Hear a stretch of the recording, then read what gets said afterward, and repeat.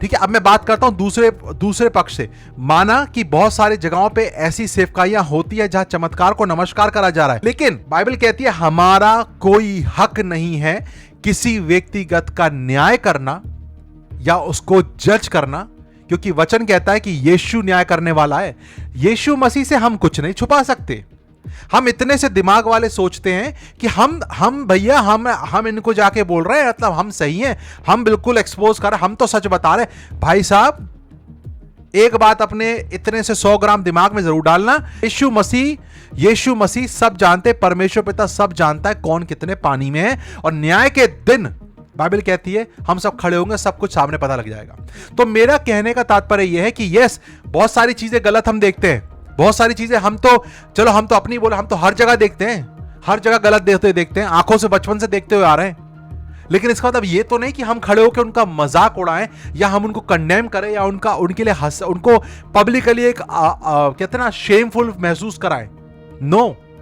और कहीं ना कहीं अब मैं बात करता हूं जब दूसरे पॉइंट से, ये चीज मुझे भी बुरा लगता है कि ना आज, इसलिए मैं बार बार चिल्ला के सालों से कह रहा हूं कि ऐसी बहुत सारी सेवकाइयां खड़ी हो गई हैं जो केवल अपने नाम का प्रमोशन कर रही हैं, अपना प्रमोशन कर रही हैं, और अपने आप को दिखाती कि हम प्रॉफिट है, हमें फॉलो करो, हम चमत्कार को नमस्कार कर रहे हैं, और हम ये सब करके तो दिखाते हैं, पर हम ये नहीं दिखाते कि यीशु ही मार्ग, सत्य, जीवन है। आपका विश्वास एक व्यक्तिगत इंसान को आपको फॉलो नहीं करना है, आपको यीशु मसीह की ओर देखना है। उद्धार उसमें है, जीवन उसमें है, रास्ता उसमें है, अनंत जीवन उसमें है, न्याय करने वाला वो है।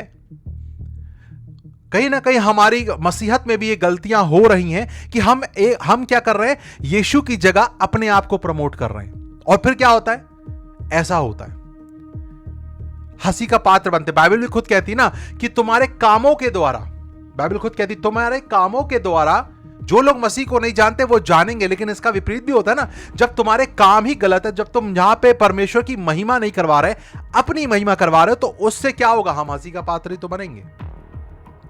आज ऐसे बहुत सारे मसीह में अगर आप देखो तो मैं आपको वचन से ही बताऊंगा ना, बहुत सारे लोग ऑफेंड भी फील करते हैं, आई नो। दूसरा इतिहास 36:16 क्या कहता है, जरा ध्यान से पढ़ो। परंतु वे परमेश्वर के दूतों को ठट्टों में उड़ाते, उसके वचनों को तुच्छ जानते और उसके नबियों की हंसी करते थे। लो भैया, ये आदेश नारायण नहीं बोल रहा है, ये वचन बोल रहा है। क्या बोल रहा है, फिर से पढ़ देता हूं। परंतु वे परमेश्वर के दूतों को ठट्टों में उड़ाते, किसको, परमेश्वर के दूतों को ठट्टों में उड़ाते हैं, उसके वचन को तुच्छ जानते हैं। वचन को क्या कर रहे हैं, तुच्छ जान रहे हैं। और तीसरा, उसके नबियों की हंसी करते थे। निदान यहोवा अपनी प्रजा पर ऐसा झुंझला उठा कि बचने का कोई उपाय ना रहा। आज भी मौका है, पश्चाताप करके प्रभु के नजदीक आ जाओ, क्योंकि वचन कहता है जो मेरे दास के ऊपर उंगली उठाता है, जो मेरे दास को छूता है, वो मेरी आंख की पुतली को छूता है। इसलिए बहुत जरूरी है कि मैं आप लोगों को इसलिए चिल्लाता हूं कि बड़ी ही ध्यान से, यीशु मसीह ने खुद कहा, बड़ी ध्यान से चौकस रहो कि तुम क्या सुनते हो और कैसे सुनते हो, क्या तुम्हारे कानों से अंदर जा रहा है, क्योंकि जो तुम्हारे अंदर जाएगा वो तुम्हारे विश्वास को डेवलप करेगा।